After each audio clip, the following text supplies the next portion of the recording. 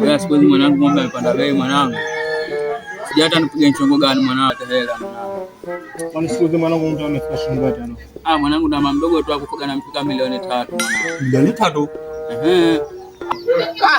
Ndio kwani huko wameenda huko. Basi robo, huyo mnunuaji wa ng'ombe huyo yupo. Yaani wewe anunua 300,000 si milioni 3 yupo. Milioni 3. Wako mbona mwanangu anaonunua milioni 3? Baba na mchongo huo na tukiukosa. Basi mimi na wewe kupata pesa ni halabu sana.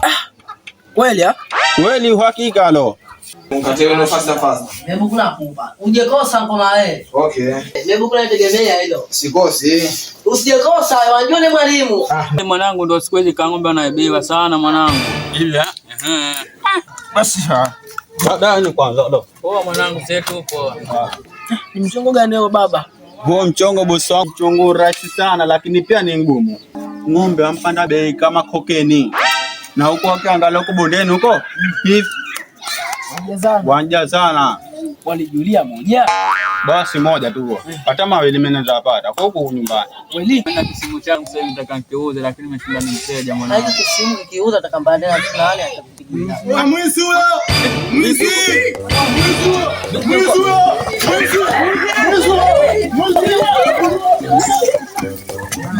Mwanangu, unaomba tiketi ya maskani huko store huko. Mwanangu kwenda ng'ombe wako yule kwa maswa mwende. Malide gani hayo? Sitaona wapi pale. Wewe unapata mwewe ba ng'ombe pale. Kwa kata tamaa ya pesa ile jinga. Lazima kufa yaache tu. Mwanangu sasa tutafanya nini? Twende tu huko huko. Yale ndio asije atakakufa vibaya.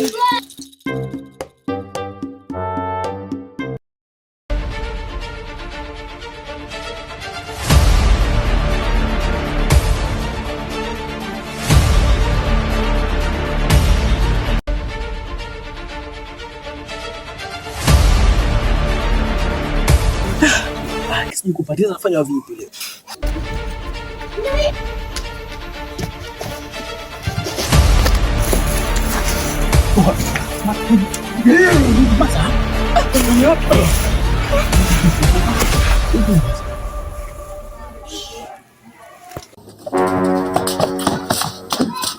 Ama ndana bia yangu cha wapi mdao?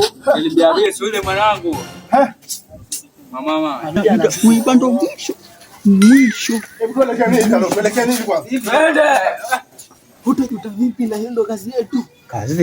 Kazi baba. Ama nipatikana mpo tena hapa. Hapa sasa hivi ndo sio cha kwanza leo. Baba wana mapanga. Na mapigi. Sawa.